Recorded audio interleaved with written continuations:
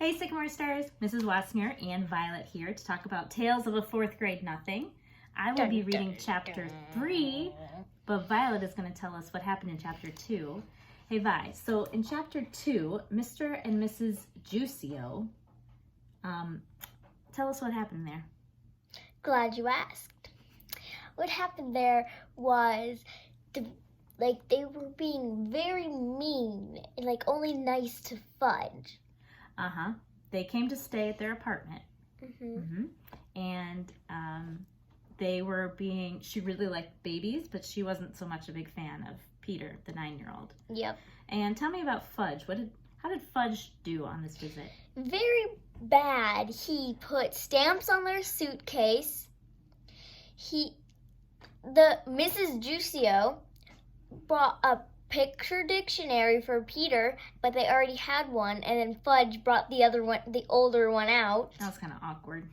Fudge ate a flower, and also he brought a turtle out at dinner. He brought Dribble out at dinner, didn't he? And what did Mrs. Yarby say at that point?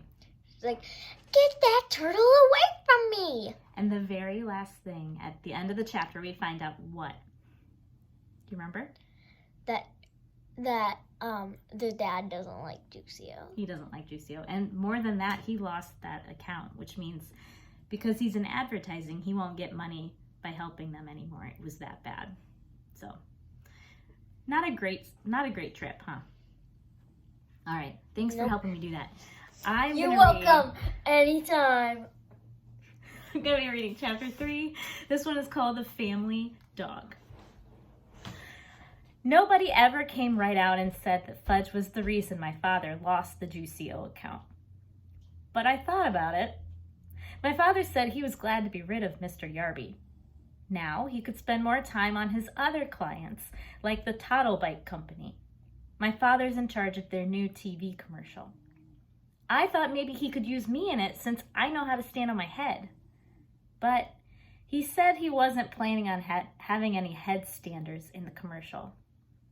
My grandma taught me to stand on my head when I spent the night at her house. I can stay up for as long as 3 minutes. I showed my mother, my father, and Fudge how I do it right in the living room. They were all really impressed, especially Fudge. He wanted to do it too. So I turned him upside down and tried to teach him, but he always tumbled over backwards. Right after I learned to stand on my head, Fudge stopped eating. He did it suddenly. One day, he ate fine, and the next, nothing. "No eat," he told my mother. She didn't pay too much attention to him until the 3rd day. When he still refused to eat, she got upset. "You've got to eat, Fudgy," she said. "You want to grow up to be big and strong, don't you?" "No grow," Fudge said.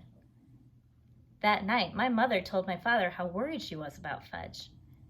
So my father did tricks for him while my mother stood over his chair trying to get some food into his mouth.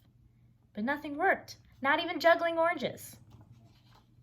Finally, my mother got the brilliant idea of me standing on my head while she fed Fudge. I wasn't very excited about standing on my head in the kitchen. The floor is awfully hard in there. But my mother begged me. She said, "It's very important for Fudge to eat. Please help us, Peter. Please." So I stood on my head. When Fudge saw me upside down, he clapped his hands and he laughed. When he laughs, he opens his mouth, and that's when my mother stuffs some baked potato into it. The next morning, I put my foot down. "No, I don't want to stand on my head in the kitchen or anywhere else." And I added, "If I don't hurry, I'm going to be late for school." "Don't you care if your brother starves?" "No," I told her. "Peter, what an awful thing to say." He'll eat when he's hungry. Why don't you just leave him alone?" That afternoon, when I came home from school, I found my brother on the kitchen floor playing with boxes of cereals and raisins and dried apricots. My mother was begging him to eat. "No, no, no," Fudge shouted. He made a terrible mess, dumping everything on the floor. "Please stand on your head, Peter," my mother said. "It's the only way he'll eat." No, I told her. I'm not going to stand on my head anymore. I went into my room and slammed the door. I played with Dribble until supper time. Nobody ever worries about me the way they worry about Fudge. If I decided not to eat, they probably wouldn't even notice. That night during dinner, Fudge hid under the kitchen table. He said, "I am a doggy. Woof, woof, woof." It was hard to eat with him under the table pulling on my legs. I waited for my father to say something, but he didn't. Finally, my mother jumped up. "I know," she said. "If Fudge is a dog, he wants to eat on the floor, right?" If you ask me, Fudge never even thought about it, but he liked that idea a lot. He barked and nodded his head. So my mother fixed his plate and put it under the table. Then she reached down and petted him like he was a real dog. My father said, "Aren't we carrying this a little too far?" My mother didn't answer. Fudge ate 2 bites of his dinner. My mother was satisfied. After a week of having him eat under the table, I felt like we really did have a family dog. I thought how great it would be if we could trade in Fudge for a nice Cocker Spaniel. That would solve all my problems. I'd walk him and feed him and play with him. He could even sleep on the edge of my bed at night. But of course, that was wishful thinking. My brother is here to stay, and there's nothing much I can do about that. Grandma came over with a million ideas about getting Fudge to eat. She tricked him by making milkshakes in the blender. When Fudge wasn't looking, she threw in an egg. Then she told him if he drank it all up, there would be a surprise in the bottom of the glass. The first time, he believed her. He finished his milkshake, but all he saw was an empty glass. It wasn't any surprise. Fudge got so mad he threw the glass down and it smashed into little pieces. After that, Grandma left.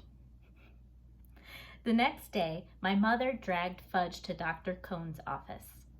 He told her to leave him alone, that Fudge would just eat when he got hungry. I reminded my mother I told her the same thing for free.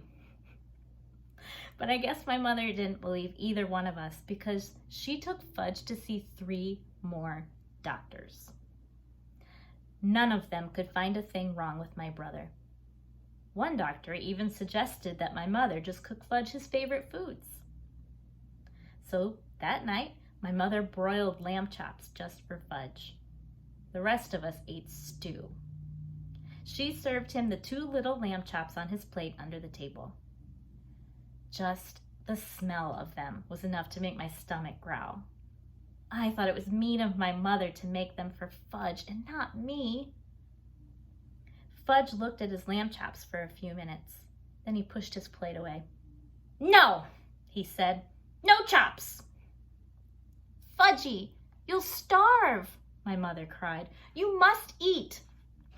"No chops, cornflakes," Fudge said. "Want cornflakes." My mother ran to get the cereal for Fudge. "You can eat the chops if you want them, Peter," she told me.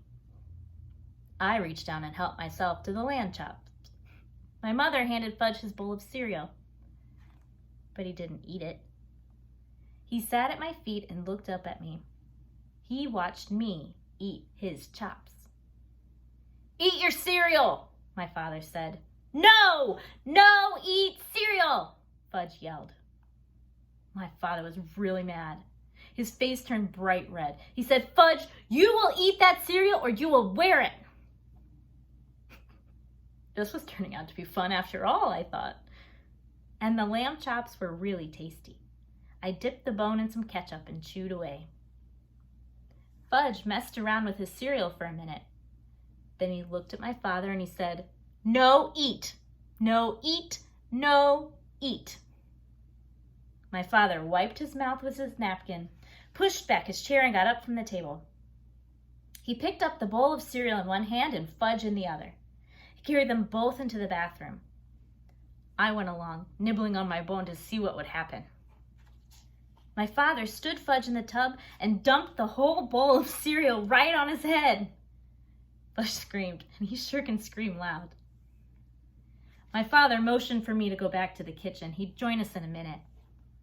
We sat down and finished our dinner, and Fudge kept screaming. My mother wanted to go to him, but my father told her to stay right where she was. He'd had enough of Fudge's monkey business at mealtimes. I think my mother was really relieved my father had taken over. For once, my brother got what he deserved, and I, for one, was glad. The next day, Fudge sat at the table again, in his little red booster chair where he belongs. He ate everything my mother put down for him. No more doggy, he told us. And for a long time after that, his favorite expression was, eat it or wear it. That was a short chapter today, wasn't it, friends? Thank you for listening, and I will post chapter 4 next week. I know we're on a break next week, but I'm going to post it anyway, just in case you're bored at home and want to listen. So, all right, enjoy your weekend, friends.